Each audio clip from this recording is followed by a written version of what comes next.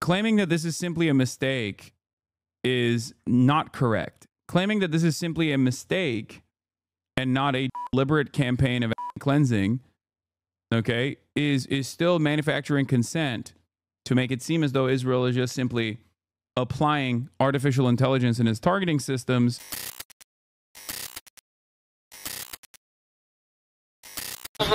There's also additional attacks that Russia engaged on Ukraine on Christmas Day with a wave of airstrikes as well. This morning, Ukraine's still reeling from a massive Christmas Day drone and missile attack by Russian forces. At least 6 people killed in strikes like this in Kharkiv, officials say. While in the capital, thousands of families spending Christmas seeking safety in the subway. It's scary to stay at home, so we came to the shelter, says this mom. Russia is once again targeting the energy grid, Ukraine says, leaving 500,000 people without power in the depths of winter. President Zelensky saying Putin deliberately chose Christmas for an attack, what could be more inhumane. And President Biden calling the attack outrageous, vowing to surge U.S. weapons to Ukrainian forces. But nearly 3 years into this grinding war, Ukraine is losing ground in the east and struggling to hold territory it captured inside Russia, where Putin's forces are supported by thousands of troops from North Korea. Also bracing to see if Donald Trump will try to end the war, and on what terms. Gotta be a deal. Too many people being But on the front lines in Donetsk, Ukrainian soldiers celebrating Christmas with their comrades and saying they're not giving up. We can't be with our families right now, but we're united by our military family, he says. In his Christmas Day address in Rome, the Pope appealing for a ceasefire not just in Ukraine, but also in Gaza, where Israeli strikes continued over Christmas. And just a few hundred Christians remain in what was once a vibrant community, while Israeli hostage families marking a second Hanukkah without their loved ones. Now, both Israel and Hamas are publicly accusing each other of making new last-minute demands, which are slowing down ceasefire negotiations. But there is a sense of urgency here, with President-elect Trump saying there will be, quote, hell to pay if there is not a deal in place by the time of his inauguration on January 20th. The WHO chief was literally in the same airport that Israel bombed in Sana'a today. I haven't seen that. Raf Sanchez there for us again this morning in Israel. Raf, thank you. Hey, thank you. But yeah, here it Israel is. has Israeli been carrying airstrikes out are hitting Yemen's main international airport in Sana'a. Strikes across Yemen, including on the international airport in the capital, Sana'a. The head of the World Health Organization, Tedros Adhanom Ghebreyesus, was at the airport about to board a flight when it... That is crazy. Israeli strikes his international airport with WHO chief inside. At least 3 people were killed and nearly a dozen injured after Israeli airstrikes struck multiple targets controlled by the Houthi movement in Yemen. The international airport in the capital, Sana'a, which is like, by the way, a crazy way to report that Israel struck the commercial airport, like the civilian commercial airport in Sana'a, as the Houthi movement controlled target in Yemen. Okay? It's like striking JFK and being like controlled by the Brandon regime. Israel struck numerous targets controlled by the Biden regime, and the targets are fucking, JFK airport. That's crazy. That's a crazy way to cover that. Anyway, Sana'a was hit with the head of the World Health Organization, Tedros Adhanom Ghebreyesus, was boarding a plane. Benjamin Netanyahu said the Israeli strikes would continue until our job is done. It came under Israeli attack. He was not injured. The Israeli military says it has been targeting the Houthis, the rebel group backed by Iran. Houthi rebels say 3 people were killed in the strikes. Houthi fighters in Yemen have targeted Israel and ships in the Red Sea and Gulf of Aden in solidarity with... Yeah. The wire broken. The attack is now taking place in broad daylight. 3 main goals. Sana'a airport shut down. Power plants in Sana'a destroyed. Hodeidah seaport shut down again. Not a normal attack. The opening of a campaign that may be prolonged. And the reason why they're doing that, I suspect, is because Yemen has been utilizing weapons that can actually pass through the Iron Dome and directly strike Tel Aviv, which they have deployed on Tel Aviv numerous times at this point. And that is the reason why they're trying to pummel Yemen into submission, to stop them from continuing to penetrate the Iron Dome. Palestinians in Gaza. Meanwhile, in central Gaza, health officials say 5 journalists have been killed by an Israeli strike. The strike hit a marked broadcast van outside Al-Oda Hospital in the Nusayrat refugee camp. Israel also has increased its... Israel once again striking journalists directly. Another thing that they started doing is claiming that these guys are doing war propaganda when they kill them, which is unique. Anyone that covers Israel's atrocities are now considered to be doing pro-Hamas war propaganda, which means that they're killing journalists and directly saying that they're killing journalists, not even lying and saying that, oh, these guys are actually a part of the Al-Qassam brigades or a part of the Palestinian Islamic Jihad movement or anything like that.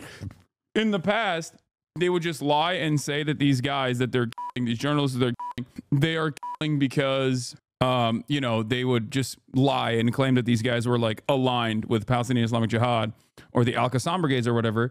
Now they're not even doing that. They're just openly saying we're killing them because of their journalism. Because their journalism happens to be, you know, their journalism happens to make Israel look bad, which is an incredible admission, in my opinion. Like, that is just that is wild. That is wild that they're openly stating that they are engaging in, you know, a war crime.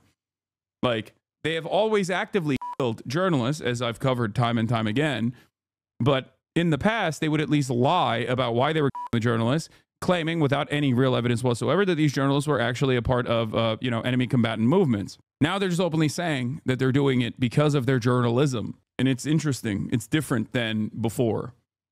I think that the cruelty has escalated. Following the Israeli strikes on Yemen, Defense Minister Israel Katz says Israel will hunt down the leaders of the Houthis. We saw precise action by the Israeli Air Force hitting strategic Houthi targets in Yemen at the airport and at the port, Katz says in a video from the Israeli Air Force's underground command center at the military headquarters in Tel Aviv. As we said, whoever strikes Israel, we will strike them. We will also hunt down all the Houthi leaders, hit them as we have done elsewhere, he says. No one will be able to evade Israel's long arm.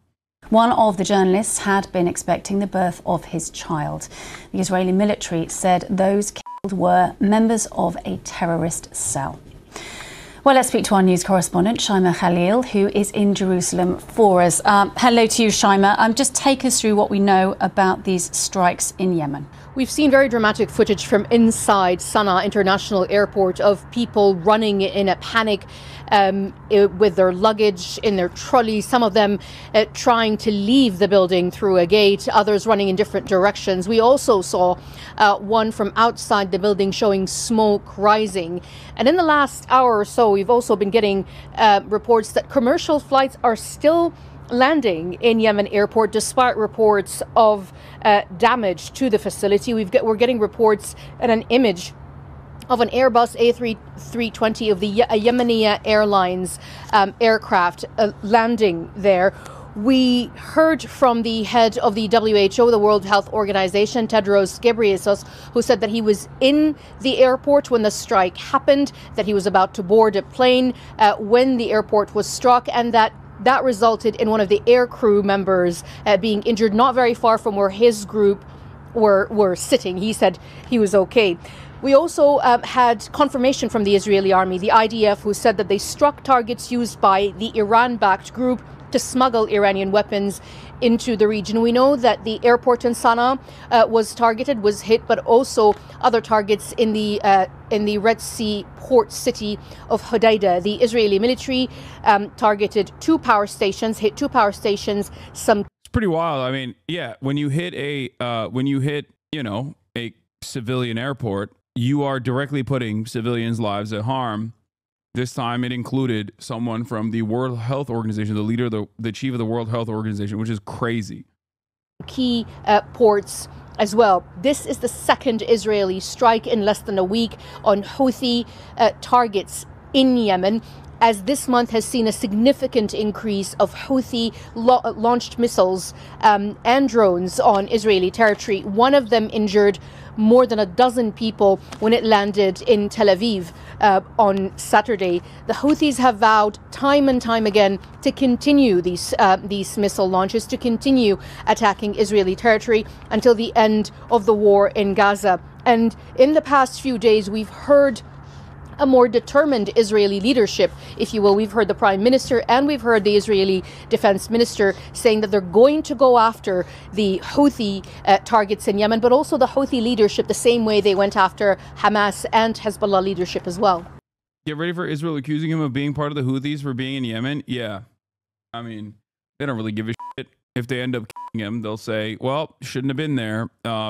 What is the purpose of the World Health Organization being in Sana'a? I mean, that is obviously it's I don't know how to explain this to you. Like, there is major health complications happening in Yemen. It's one of the poorest countries, bombed into oblivion. There was a Saudi-backed genocide that occurred, America-backed Saudi-led until not that long ago. It's a part of the world. There is an ongoing humanitarian crisis in Yemen, as always. So, of course, the World Health Organization is going to go there. So, this is a article that just came out earlier today from the New York Times that I actually tweeted about as well. Part of the article is, I mean, this is New York Times engaging in what I call ass covering to make sure that they can hold on to whatever shred of credibility that they have. Okay. And they do this every now and then. Oftentimes, if they ever cover it at all, they are far too late to the game. The article itself featured some of the Plus 972 magazine reporting on Lavender, the AI targeting system, which they literally said had not been previously reported, even though it had been previously reported, and they know that it had been previously reported because they utilized the local call in 972 magazine reporting later in this article itself. In each strike, the order said officers had the authority to risk killing up to 20 civilians. The order, which has not been previously reported, had no precedent in Israeli military history. Mid-ranking officers had never been given so much leeway to attack so many targets, many of which had lower military significance at such high potential civilian cost. Except it had been previously reported months ago by Yuval Abraham and his reporting at 972 magazine, something that I covered out here as well. We're going to look at the full article in a brief moment and the apologia that they engage in within the article itself, while also simultaneously still, like I said, burying the lead a little bit. I said, this is insane. There are investigative reporters uncovering this horrors months ago. People like myself have also tried to show this to the broader Western audience. New York Times is just incredibly late to the story. Sometimes they never even get there. Truly upsetting. But yeah, this is the article, How Israel Weakens Civilian Protections When Bombing Hamas Fighters. An investigation by the New York Times has found that Israel, in the weeks after Hamas's October 7 attack, severely undermined its system of safeguards that make it easier to strike Gaza and used flawed methods to find targets and assess the risk of civilians. Now, what's interesting about this is that even here, even in this article, like the ultimate goals of Israel, which are genocidal, and this is not just my assessment at this point, this is Amnesty International, okay? This is numerous NGOs, both Israeli NGOs and NGOs that work around the globe. Okay, Hasan, you stink. F your race. I hope you kill yourself. Okay, this is like old school. This is some old school ass shit right here. Respect to this chatter for hitting me with some like super old school racism. Like old school is in like early 2000s era. Early 2000s era level of like schizo posting in here. Good shit. Merry Christmas to this chatter. Just know that even if you felt like you were alone on Christmas or in the aftermath of Christmas, you are nowhere near as sad and as pathetic as this person, who will most likely be banned site-wide for saying this. Yeah, I've seen the chatter on other people's channels too. Some vintage racism right after during the holiday season. Okay, but as I was saying, the article in and of itself is also still saying like, oh, well, this is a war that Israel's waging against Hamas, but it's actually having a hard time. Oh, he already lost the account. It already got perma site banned. Nice. I don't know why people write stuff like this, because obviously they're going to get perma banned. But in any case, doors open. Uh-oh. Murat! Go get the food! He's leaving! Oh. Door's open. Murat will order food and then... Anyway. Every Christmas we break out the old Catholic ornaments. Can you fall race for bringing the old racism back? Yeah. Zana Saeed says, manufacturing in denial is the editorial mandate at the New York Times. Palestinian civilians aren't collateral damage. They are the target in an explicit campaign of extermination that has also been recognized by every major human rights group and genocide scholar.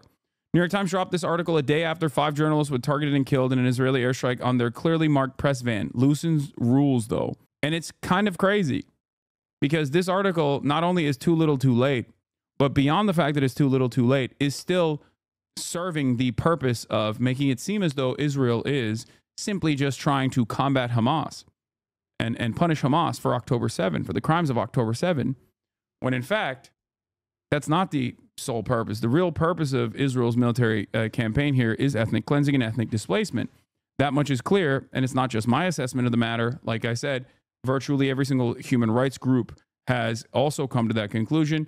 A system of mass starvation and death and destruction and complete destruction of the entirety of the civilian infrastructure with the hopes of permanent annexation and mass relocation and repopulating parts of the Gaza Strip with Israeli settlers. Here are some of the main takeaways from the investigation. Raised threshold for civilian harm per preemptive strike. Expanded list of targets. Lifted caps on how many civilians could be endangered each day. Struck too fast to vet all targets properly.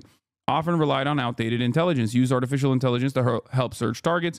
Often dropped large inaccurate bombs. Frequently used a crude risk assessment. Once again, this is not simply Israel going, oops, we actually changed it. We actually changed our targeting capabilities. This is a deliberate attempt to kill as many people while still shrouded under the auspices of international rules of conflict, okay? Just letting you know. If they pivot to criticizing Israel's attacks as soon as Trump comes into office, they really will just be a Democrat platform. Do you guys understand what the problem is here? Do you understand like what my issue is with this coverage? Claiming that this is simply a mistake is not correct. Claiming that this is simply a mistake and not a deliberate campaign of ethnic cleansing, okay, is still manufacturing consent to make it seem as though Israel is just simply applying artificial intelligence in its targeting systems as a mistake that has caused a tremendous amount of a mistake that has caused a tremendous amount of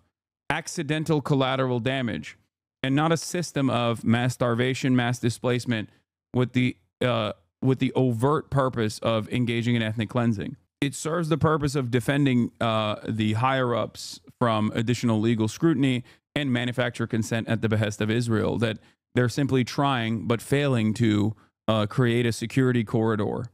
Okay? This is not a mistake. These are not simple mistakes and accidents. This is deliberate. It is manufactured chaos. A lot of people will point to like the World Central Kitchen and say the World Central Kitchen bombing, for example, in order to defend Israel's actions, say, oh, it's just like people getting out of control. You know, people not listening to there's a failure of communication with the higher chain of command in terms of targeting. That's not the case. Okay? It is deliberate. It is a killing field deliberately created so that people can turn around and say, oh, there's just like mistakes along the line. Okay? These are not coincidences. These are not, unlucky instances. This is deliberately created in a way so that you can kill as many people as possible. That's it.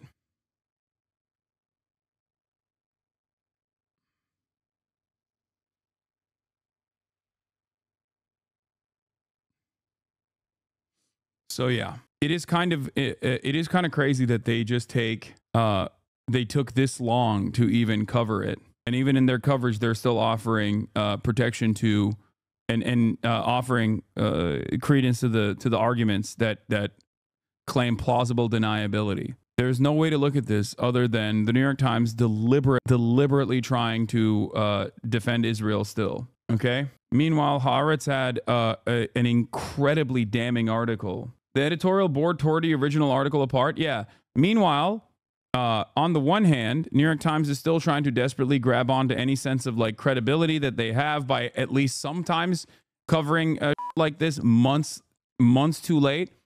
But while they're doing that, on the other hand, the editorial board is just like running full-scale defense and full-scale propaganda at the behest of Israel, very deliberately and very directly. It's totally, utterly ridiculous. Anyway, there was a take from, Noah.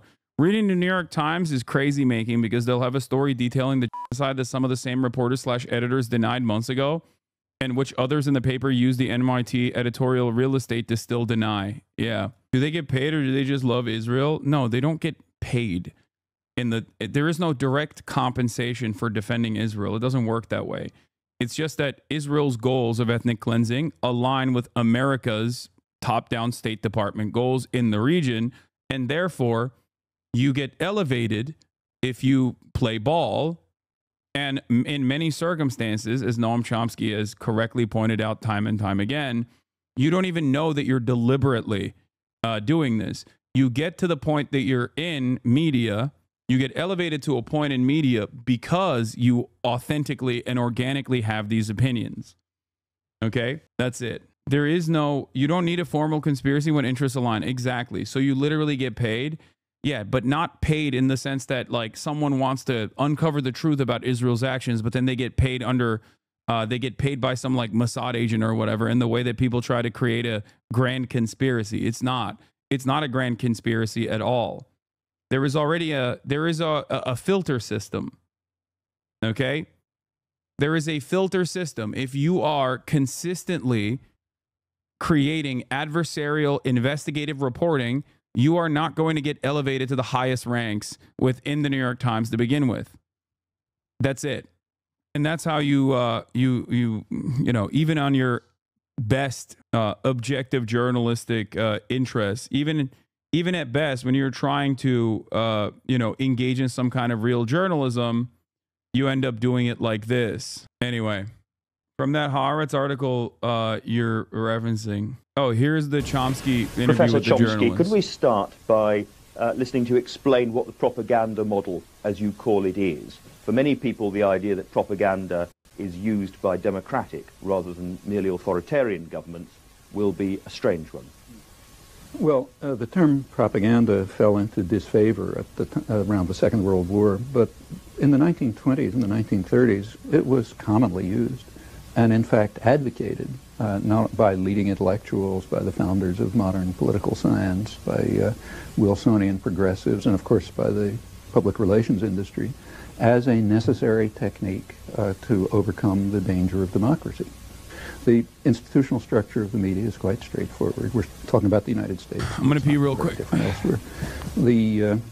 The major, there are sectors, but the agenda-setting media, the ones that sort of set the framework for everyone else, like the New York Times and the Washington Post and so on, these are major corporations, parts of even bigger conglomerates. Like other corporate institutions, they have a product and a market. Their market is advertisers, that is, other businesses. Their product is relatively privileged audiences, more or less. So they're selling audiences to They're other selling corporations. privileged audiences. These are big corporations selling privileged audiences to other corporations. Now the question is, what picture of the world would a rational person expect to come out of this structure? And then we draw some conclusions about what you'd expect, and then we check, and yes, that's the picture of the world that comes out. And is this anything more than the idea that basically the press is relatively right-wing, with some exceptions, because it's owned by big business, which is a truism, is well known? Well, I would call the press relatively liberal. Here I agree with the right-wing critics. So especially the New York Times and the Washington Post, which are called, without a trace of irony, the New York Times is called the establishment left in, say, major foreign policy journals. And that's correct, but what's not recognized is that the role of the liberal intellectual establishment is to set very sharp bounds on how far you can go. This far and no further. Give me some examples of that. Well, let's take, say, the Vietnam War. Probably the leading critic, and in fact one of the leading dissident intellectuals in the mainstream, is Anthony Lewis of the New York Times, who did finally come around to opposing the Vietnam War about 1969, about a year and a half after corporate America had more or less ordered Washington to call it off. And his picture from then on is that the war, as he put it, began with blundering efforts to do good, but it ended up by 1969 being a disaster and costing us too much. So what would the criticism. What would the non-propaganda model have told Americans about the Vietnam War at the same time? Same thing that the mainstream press was telling them about Afghanistan. The United States invaded first of all, in the 1950s, it set up a standard Latin American-style terror state, which had murdered tens of thousands of people, but was unable to control a local uprising, and everyone knows, at least every specialist knows, that's what it was. And when Kennedy came in 1961, they had to make a decision because the government was collapsing under local attack. So the U.S. just invaded the country. In 1961, the U.S. Air Force started bombing South Vietnamese civilians, authorized napalm, crop destruction. Then in 1965, February 1965, the next major escalation took place against South Vietnam, not against North Vietnam. That was a sideshow. That's what an honest press would be saying, but you can't find a trace of it. Now, if the press is a censoring organization, tell me how that works. You're not suggesting that proprietors phone one another up, or that many journalists get their copy spiked, as we say? It's actually, Orwell, you may recall, has an essay called Literary Censorship in England, which was supposed to be the introduction to Animal Farm, except that it never appeared, in which he points out, look, I'm writing about a totalitarian society, but in free democratic England, it's not all that different. And then he says unpopular ideas can be silenced without any force. And then he gives a two-sentence response, which is not very profound, but captures it. He says two reasons. First, the press is owned by wealthy men who have every interest in not having certain things appear. But second, the whole educational system, from the beginning on through, just gets you to understand that there are certain things you just don't say. Well, spelling these things out, that's perfectly correct. I mean, it's the first sentence is what we expand on. This is what I don't get, because it suggests that, I mean, I'm a journalist, people like me are self-censoring. No, not self-censoring. There's a filtering system that starts in kindergarten, goes all the way through, and it doesn't work 100%, but it's pretty effective. It selects for obedience and subordination.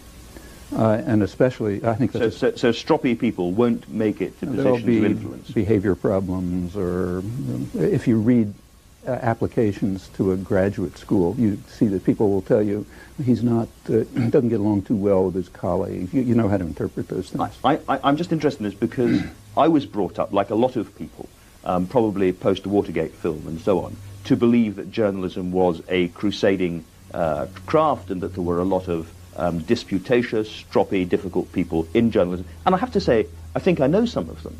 Well, I know some of the best and best-known investigative reporters. Baja, blast my brains out. Thank you for the 20. Thank you for the subs. States, I won't mention names, whose attitude toward the media is much more cynical than mine.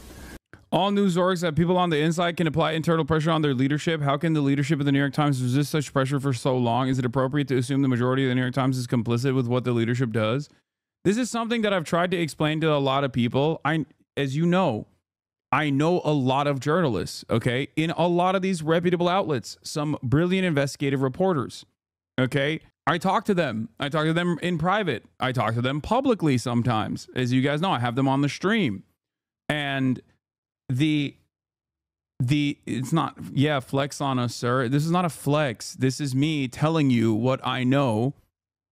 There are literally journalists, photojournalists and whatnot, that are in this community that are routine chatters as well.